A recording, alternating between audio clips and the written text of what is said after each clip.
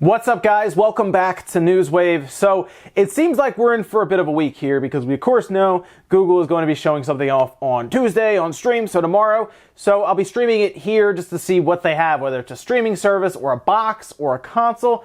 We'll find out, and it should hopefully be pretty interesting and hopefully fun. So make sure you guys stop by for that. Also, today, Wood from Beat 'em Up is going to have a charity stream to support those with facing depression and everything. So make sure you check out that stream, help out, share it, and everything. It's going to be pretty cool. I'm going to stop by there, say hi. So I'll leave a link to his channel down below, and you can go check it out. He might even be live now while you're watching this. So go check it out and support and say hi. As for today, we're going to go over a couple things, including South by Southwest had the panel for Sonic, and they had a few announcements as well as showing off the racing game. We're going to talk a bit about that, as well as a new patent for a PlayStation VR headset that might actually fix one of the biggest issues with it, and Borderlands, because it seems like we're going to get a big Borderlands blowout at the end of this month. As always, guys, enjoy these videos. Do the like button. It does help out. Make sure you get subscribed because we do this every single weekday morning, 8 a.m. Eastern time, and there's always stuff to go over.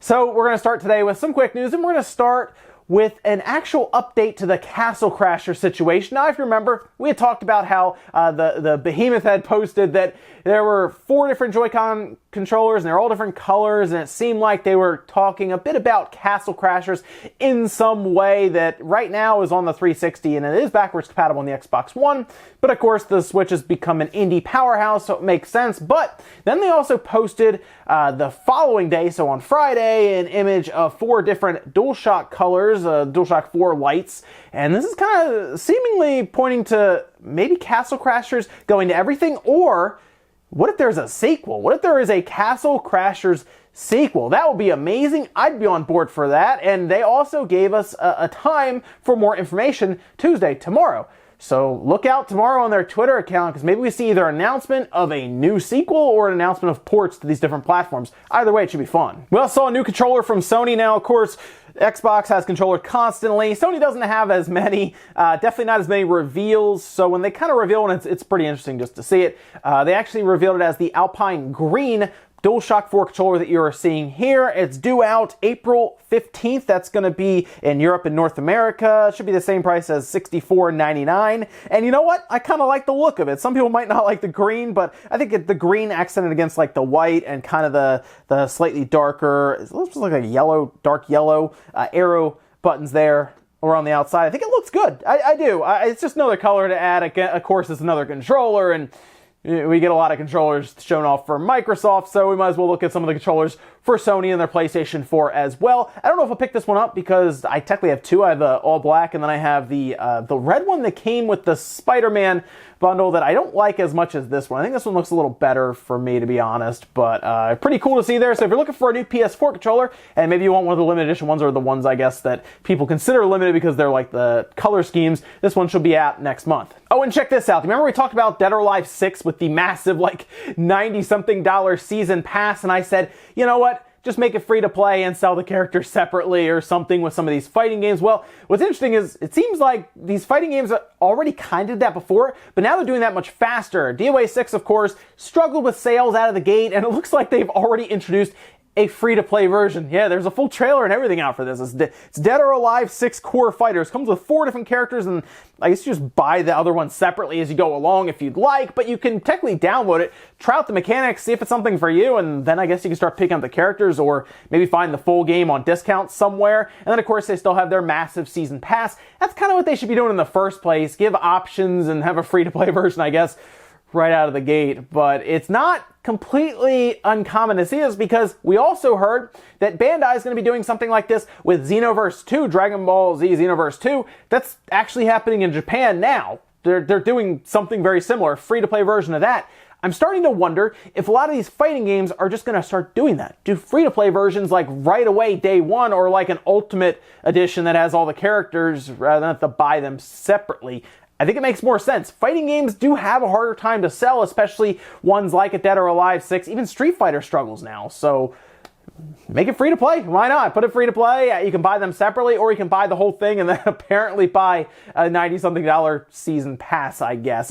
It's a give or take right now with fighting games. I think even they're trying to figure out how they can make sure as many people as possible get these games and stick with them. And guys, some of the quick news out of the way, let's get into the bigger stuff. We're going to start with the South by Southwest panel for Sonic. Now, of course, we know Sonic Team Racing is showing up May 21st, so it's not too far off, few months and everything, and it's looking better and better. Now, here's the thing, Sumo Digital is doing that. Of course, the last Sumo Digital game I played was Crackdown 3, and, well, we'll just leave that there. But I have a bit more faith in this Sonic Racing game. It looked alright when they showed it, and then they showed a bit more at the South by Southwest panel, which it seems like they're kind of sticking with the idea of having customizable parts and stuff. They've had this before in other racing games for Sonic, but they are showing it off, and in a trailer they showed a full customizable experience, it seems, is what they're trying to put in front of people. So you will change out parts, they will affect your performance in the game for your different cars, and they'll also kind of change up the way your car looks and everything. So that's pretty cool to see that. Team Sonic Racing Overdrive was also shown, and that's like an animated series. It's a tie-in to the game, and they showed a pretty lengthy amount of it. I think it was like 5 minutes of one of the animations, and yeah, that looked pretty good too. I liked it a lot. But the biggest thing that people really latched onto was at the end of this panel, they did confirm that the next big Sonic game, mainline Sonic game, I guess just the next big core Sonic game, is in development. Now, they didn't have enough to tell you about anything with it, so they didn't say anything. They just said the next Sonic game is in development, and that's the biggest thing here. Now, the reason I think, to be honest, they didn't want to give a title is because, of course, they want everything to be about their Sonic Racing game right now that's out in May. It's so close, they don't want to overshadow it now. So I'm thinking they're going to start talking about that next Sonic game at E3, most likely, is this what I'm thinking. So we'll have a ways till we see anything about that. They're going to get this racing game out first. But then I started thinking, what's next? Is it a Mania? Is it Sonic Mania 2? Or is it just Sonic Adventure 3? Can we do that? Are we allowed to do Sonic Adventure 3? Is it a Sonic Adventure 3 with a remake of the first one as well, kind of latched on?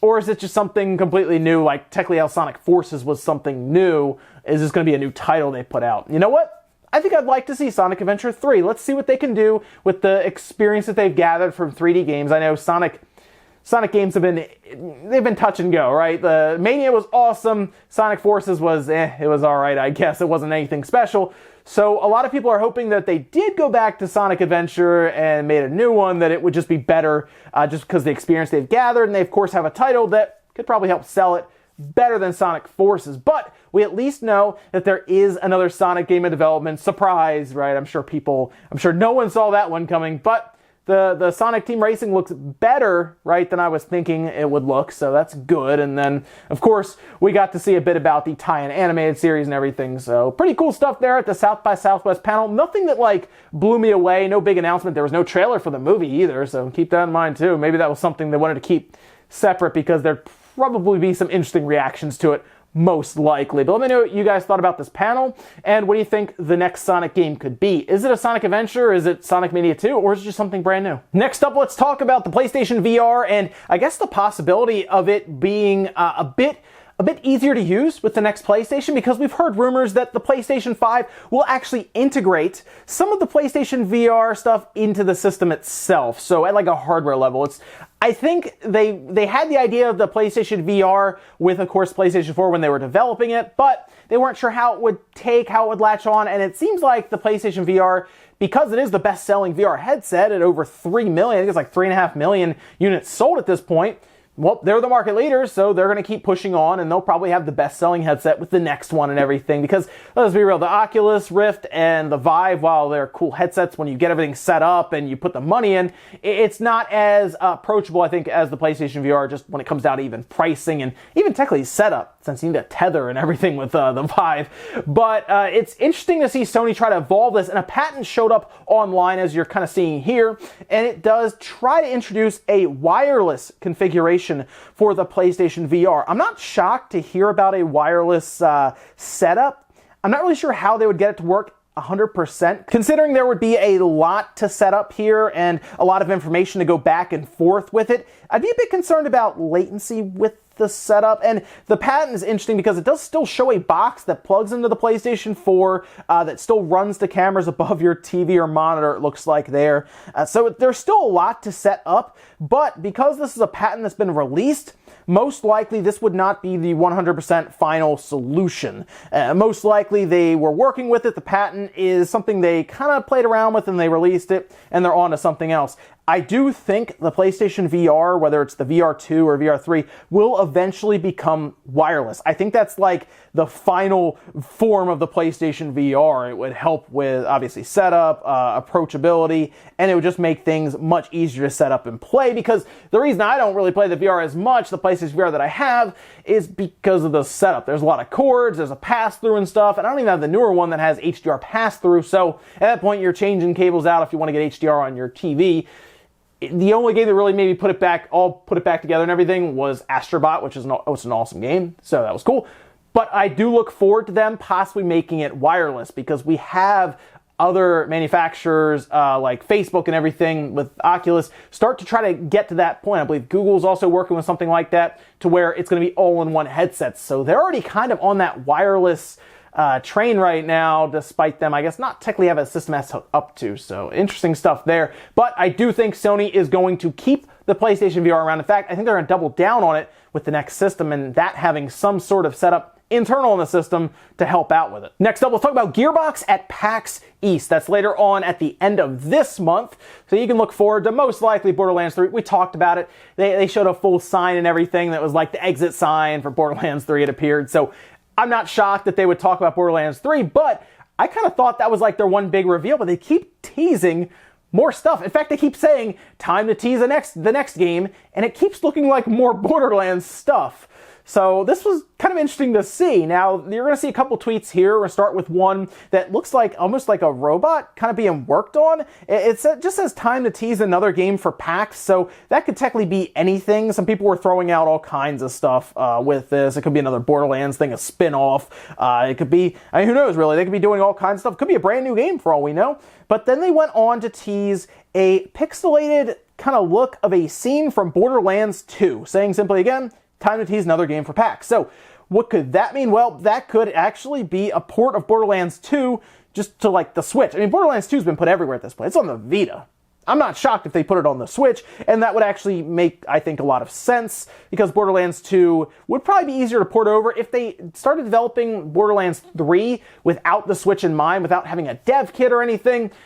Yes, they would probably have to do something because there are sales to be made on the Switch, and Borderlands 2 didn't run well on the Vita at all. It would run much better, obviously, on the Switch, as the Switch is more capable than, like, the 360, so moving that over would probably not be too bad, and they would get quite a few sales, I think, from that. Now, after that, they then showed the and symbol as a tweet as well, just, again, saying another game. I don't really know what's happening here or what that would be either. The one that makes the most sense and is most obvious is either Borderlands 3 or the scene for Borderlands 2 that they kind of made pixelated. Now, I would be excited for Borderlands 3, and I think it'd be pretty cool to see Borderlands 2 on the Switch, and it seems like just 2 more games after that. So we're kind of gearing up for possibly 4 games being announced from Gearbox at PAX East minimum. That'd be pretty awesome. I think it's cool to see Gearbox kind of roll into PAX East with a bunch of games to announce, and something like a Borderlands 2 being on the Switch would get people really hyped. But what if they did have Borderlands 3 ready for all the platforms, including the Switch?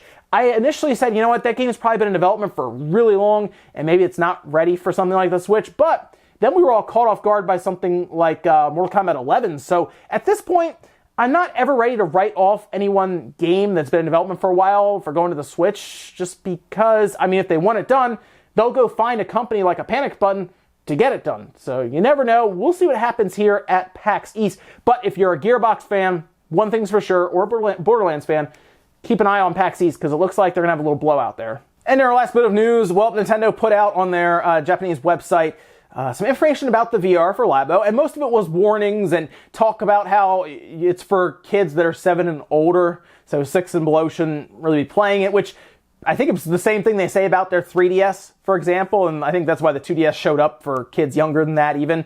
And it looks like they do talk about motion sickness. There's a whole page you can check out in the sources below, but you're seeing some of it here, and it does talk about things like motion sickness, the way it all works together, taking breaks, kind of how they're using like the stereoscopic 3D image technology, and a lot of that has to do, of course, with, I think, the frame rate that could affect things like nausea. They do mention getting sick from it, and to basically don't play this for super long. I think that's the reason we've all looked at it and said, you know what? That's why it doesn't strap to your head. Because if it did, it could run into some messy results. We'll say that. I mean, regular VR that is used on powerful systems that can attain high frame rates can still make people sick. So if you get into a situation where it is a lower frame rate, which we're kind of expecting it to not be, obviously, like 90 frames or 120 frames or anything like that, you could run into that. These are going to be short experiences. I don't think this is going to be anything massive in terms of games. I think these are things that are designed to be a couple minutes at the most,